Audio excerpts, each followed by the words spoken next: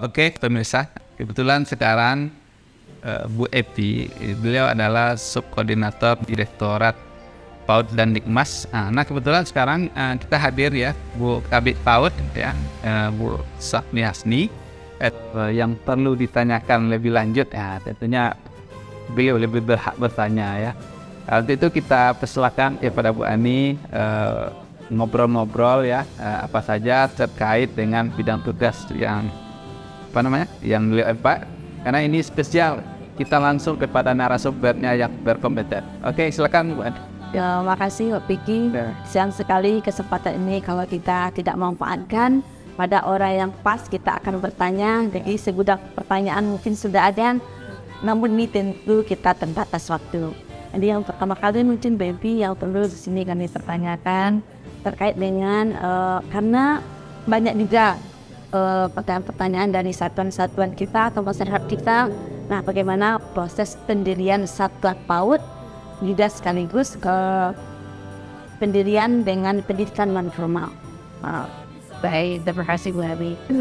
Bapak Ibu dan teman-teman semua, kalau terkait dengan pendirian satuan PAUD, lebih tepatnya itu nanti narasumber itu berasal dari Direktorat Jenderal Guru PAUD dan Direktorat Jenderal PAUD Dasmen, ya. Di mana di sana ada Direktorat PAUD-nya. Ya. Nah, Direktorat PAUD ini khusus menangani sarana prasarana, satuan dan kurikulum, Ya. serta peserta didik. Kalau di direktorat kita itu adalah direktorat ini, berarti kita semua yang berkenaan. Tipikal ya. Ya, berbeda.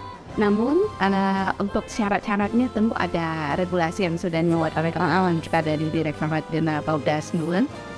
Salah satunya bisa dilihat pada Permendikbud nomor 28 tahun 2014, dan di sana telah disampaikan dan ini persyaratan apa saja yang dibutuhkan untuk pendirian satuan. Ketentuan-ketentuan apa saja yang dibutuhkan untuk pendirian satuan. Yang pasti, bahkan tahun 2022 yang lalu, itu Direktorat PAUD Dasmen sedang melakukan penyusunan regulasi yang baru terkait dengan banyak hal. Jadi ada 10 buku besar, namanya ada pedoman besar, dan itu mencakup semua hal. Dan masuk juga Direktorat PAUD Dasmen meminta kita dari Direktorat Jenderal Guru dan Tenaga Pendidikan untuk membuat pedoman merekrut, cara merekrut pendidik PAUD. Nah, begini Bapak Ibu yang kami muliakan, tapi selama ini kita di negeri ketika ada merekrut guru di negeri, nah perekrutan guru di negeri itu di antaranya akan sudah ada persyaratannya melalui undang-undang regulasi yang berlaku. Di antara seperti mesti S1, kualifikasinya sesuai atau yang kita kenal dengan istilah linear. Nah, namun bagaimana dengan selama ini yang di swasta? Kalau kita lihat di mana-mana pun di swasta mendirikan sekolah satuan pendidikan, mereka melakukan seleksi sesuai dengan yang mereka inginkan. Dan dalam hal ini penerimaan atau rekrutmen guru yang berada di sekolah swasta itu out of control dari kementerian. Kementerian tangan menjangkaunya baru sampai kepada sekolah negeri. Nah, untuk dalam rangka melakukan perbaikan terhadap kualitas pendidikan yang merata di seluruh Indonesia, maka salah satunya telah dilakukan penyusunan berbagai macam pedoman. Salah satunya yang diinisiasi oleh teman-teman dari Direktorat Jenderal PAUD Dasmen, yaitu menyusun pedoman pendirian PAUD ada di dalam. Terus persyaratan pesertanya atau persyaratan satuan PAUD seperti apa? Kalau yang terbaru ini, karena saya tidak terlibat langsung dalam regulasinya, jadi kurang memahami. Nanti Bu Ani akan saya kasih topik persen di situ sampai hari mungkin akan topik menarik yang depan. Nah, kemudian kalau yang terkait dengan kita yang private amanah pendidikan, bagaimana pilih satu dari buat. Kalau sudah ada, bagaimana cara mengisi sekolah yang ada nanti? Apakah seperti selama ini terjadi? Silakan penyayasan yang rekrut aja sesuai dengan keinginannya, keinginan dan kemampuannya. Tanpa ada yang berargumen. Kita insya Allah tahun 2023 ini akan melanjutkan penyusunan pedoman rekrutmen banding mendidik PAUD. Penyusunan rekrutmen pendidik PAUD ini khusus bagi ya non formal yang bukan negeri ya. Pastinya ya. Betul. Kenapa ini perlu? Itu tadi ya kualitas, guru. Kemudian juga pedoman rekrutmen pendidik PAUD ini belum selesai. Maksudnya ini tekad kita, keinginan kita kalau mau itu berbarengan dengan Direktorat Jenderal Polda selesai. Tetapi karena ternyata standar pendidik PAUD yang sedang disusun Permendikbudnya, perubahan revisi Permendikbudnya tentang standar pendidik itu belum selesai, maka kita masih menunggu. Berarti yang standar tentang prosedur pendiriannya tadi kita juga masih menunggu atau yang sudah ada itu? Sudah ada di teman-teman dari Direktorat Jenderal Polda sudah selesai bulan November kemarin. Oh, berarti kita nanti mendapatkan bertahan. Saat saya bisa segabungan ada memang sangat kami harapkan itu sehingga nanti keraguan ataupun pertanyaan dari teman-teman semua kita akan bisa terjawab sesuai dengan aturan yang berlaku. Kemudian juga Bu Evi di sini kita juga ingin menanyakan terkait dengan bagaimana kedepannya kualitas atau pengembangan karir dari pamong dan penilik. Karena selama ini mungkin kita lebih banyak terfokus untuk pendidikan formal dan terkait dengan pamong dan penilik ini bagaimana rencana dari kementerian untuk kedepannya. Baik, terima kasih Bu Ani. Nah, ini topik yang sangat menarik, dan juga sangat kritis dalam waktu mau belajar dan terdidik ini. Kondisi saat ini seluruh Indonesia sebenarnya berada pada titik kritis. Kritis kenapa? Karena jumlah mereka yang semakin berkurang. Nah, tapi tadi ini P3 kawan. Dan rencananya tahun ini akan ada program bagi pendidikan pamong dan di mengenai tentu saja kabarnya kapan tentu saja semua tetap aja. Tidak akan jauh dari yang sekarang ini yang mudah-mudahan ya. Nah, kemudian juga pamong belajar dan pendidik ini sekarang sebagaimana juga regulasi yang mengatur jabatan fungsionalnya sedang dilakukan revisi. Revisi ini kenapa dilakukan revisi terhadap jabatan fungsional? Semua jabatan fungsional mungkin anak sebelum juga sedang direvisi.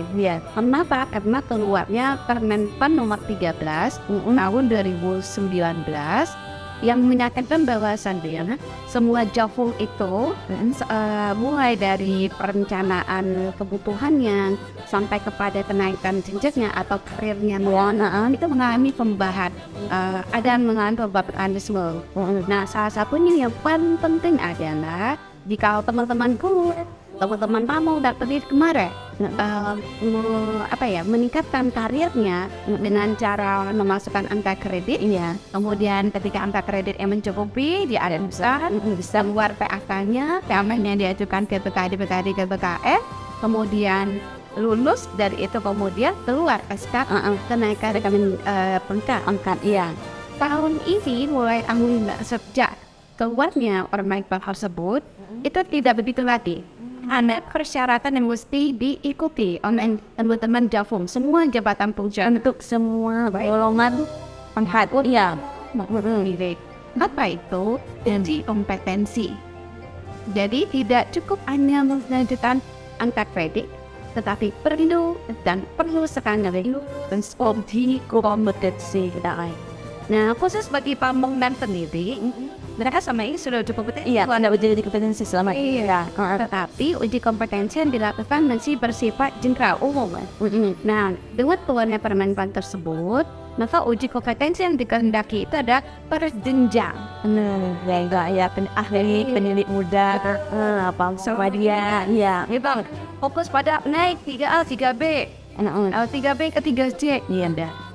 Sebenarnya usianya ada beda dong. Para orang yang sudah 3B, 3B, C harusnya beda dari kompetensinya, beda fungsi dari tanggung jawab yang diberikan. Nah, oleh karena itu sekarang sudah disusun berjenjang dan uji kompetensi yang akan diikuti teman-teman ini akan dilakukan berjenjang Bu Ani. Dan kompetensinya berbeda sesuai dengan jenjang. Dan kita juga sudah menyusun standar kompetensi untuk setiap jenjang guru pertama, muda, madya, dan utama mau belajar dan pendidik pertama, muda, dan utama, madya dan utama. Jadi semuanya. Berarti itu mungkin prosesnya nanti apakah bisa di tahun 2024 nantinya? Mungkin Malah 2023 udah bisa dilaksanakan 2023 ini ya. That's Kemendikbudristek senang mengembangkan sistemnya. Dan bahkan nanti untuk yang sudah siap untuk melakukan uji kompetensi sekarang ini adalah jenjang utama. Tidak kenaikan karena memang secara nasional pun guru terutama HPD secara nasional itu sekarang kalau dilihat Hirani dan udah di Mazia. iya. Oh iya. Ranking di pertama muda dan pertama tapi Madya itu gendut. Nah, teman-teman yang guru level Madya nantinya akan diuji kompetensi untuk kenaikan yang utama, dan insya Allah jikalau waktu yang pas kita rencanakan berjalan dengan baik sekitar bulan Maret atau Februari nanti mungkin akan keluar surat edaran di depan Kemendikbudristek pengumuman kapan dilakukan uji kompetensi bagi mereka yang akan naik jabatan dari jenjang guru Madya ke utama dan di dalam pelajaran. Ya, mungkin ada sedikit pertanyaan dari saya nih Bu Eti ya. Itu kan kita dari mereka itu kan harusnya ada diklat berjenjang yang harus mereka ikuti. Nah, apa fasilitas seperti ini apakah ada dari Kemendikbud atau daerah ya pemerintah daerah? Itu dia pertanyaan yang bagus sekali. Terkait dengan diklat, sebelum itu satu publiki yang membedakan Jepun sekarang dengan sebelumnya. Kalau sebelumnya seorang jabatan cadangan dia pasti mengikuti diklat fungsi biar jabatan guru. Kalau kamu diklat sama kamu, nah tinggal sudah adanya uji kompetensi itu menjadi sensitif. Jadi diklat fungsional itu pun nantinya ke depan mungkin ada permasalahan baru. Dan kemudian juga terkait dengan diklat yang terkait dengan teknis kejabatannya. Kalau dulu teknis jabatan itu seperti apa? Sedang disempurnakan jauh. Dan itu sebenarnya ada terjadi video. Karena tentu akan berbeda kompetensi dan kinerja yang tertumpuk bagi guru pertama dengan muda dan madya itu akan berbeda. Setelah guru pertama itu akan berbeda. Oleh karenanya nanti ya istilah teman-teman guru sama kerja mau ngajar dari 30 tahun mau sudah 4 mau sudah 4B tapi jangan ngecek bisa aja tidak hanya berbeda. Tapi ya kan berbeda ya pengalaman itu nanti akan kita lihat degradasinya di dalam berbeda.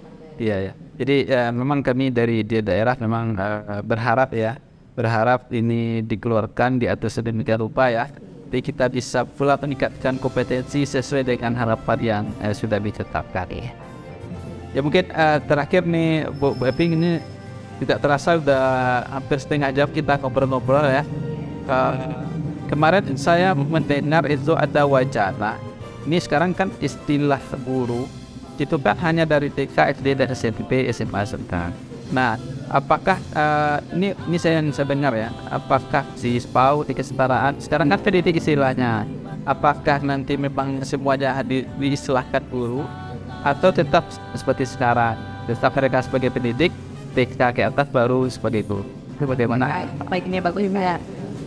Memang ada wacana untuk bisa tahu. Khusus pada pendidik yang selama ini tidak akan guru dan kemudian baru disamakan dengan tapi bayar bulan sih yang masih berlaku ya undang-undang Sisdiknas itu belum bisa Iya.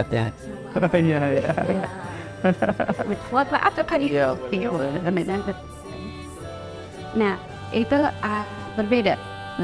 Dikarenakan apa berbeda karena tentang regulasi begitu. Undang-undang Sisdiknas mengatakan yang disebut dengan guru adalah tenaga pendidik yang direkrut dengan basic pendidikan adalah S1 ini anak minimal betul minimal basic pendidikannya S1.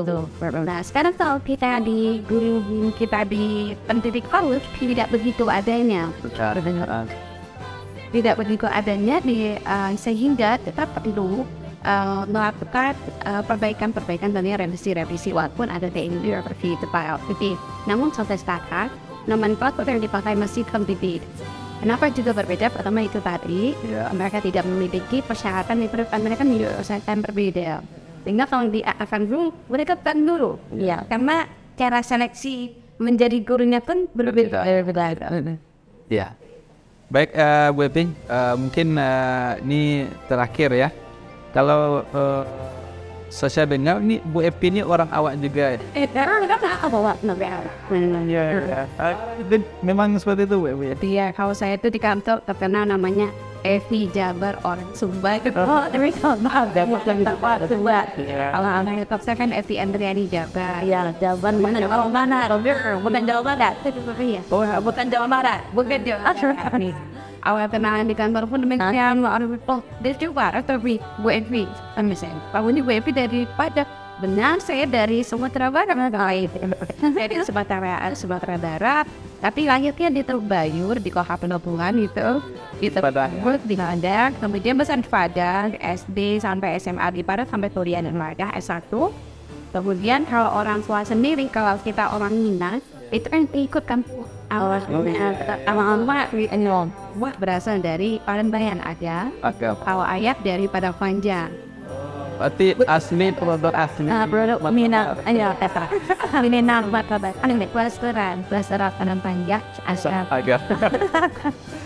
Sebagai berarti masih sering pulang kampung, Mbak? Orang lagi jauh tapi usahakan kalau ada waktu-waktu yang pasti kalau tidak ada hal yang boleh sangat besar ya sewa waktu ya atau juga andai kemarin. Oh iya, karena kita kan ya kita pun ke Padang aja susah. Jadi mudah-mudahan tidak ada pandemi lagi Bu ya. Ya mungkin untuk sementara kita cukupkan dulu Bu ya. Mungkin kita akan sambung di pembicaraan yang lebih lagi di kemudian hari ya.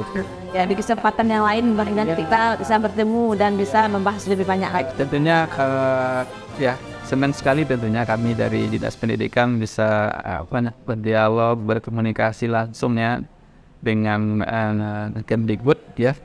Sekarang diwakili oleh Bu Eti, tentunya ada satu lagi Bu Inon ya. Dan mudah-mudahan kegiatan sekarang sampai nanti ke Jakarta lancar. Dan kita bisa satu lagi obrolan ini. Ya baik, itu sedikit pemirsa, mungkin kita sudah sampai di penghujung acara ya. Ya ini adalah acara perdana kita langsung dengan narasumber dari Kemdikbud ya. Alhamdulillah ini luar biasa mendadak persiapannya dan tidak ada perencanaannya ya. Yang matang. Semendadak ini ya. Kita harus laksanakan karena kesempatan ini jarang-jarang kita dapatkan. Ya tentu saja banyak kekurangan di sesi perdana ini tentunya, dan kita berharap terus dukungan, mudah-mudahan acara ini terus memberikan informasi kepada masyarakat tidak hanya di Payakumbuh, tentunya di Indonesia Bu ya. Baik itu saja mungkin masih ada yang mau disampaikan Bu? Tetap melihat rekan-rekan ini dulu buat dan ikut apa yang tetap semangat dan tetaplah berkarya, tetaplah menimba ilmu karena tuntutan jabatan fungsional dimanapun itu berada akan menuntut peningkatan kompetensi dari kita. Jadi jangan pernah berhenti belajar, apalagi namanya seorang guru. Nah itu adalah ujung tombaknya belajar sepanjang hayat. Semoga di social work belajar dari Andinan sampai ke yang rahat. Dari kalau di dalam pemerintahan kalau di kita itu namanya Lowise Education. Oleh awalnya apalagi seorang guru itu menjadi agen pembelajar.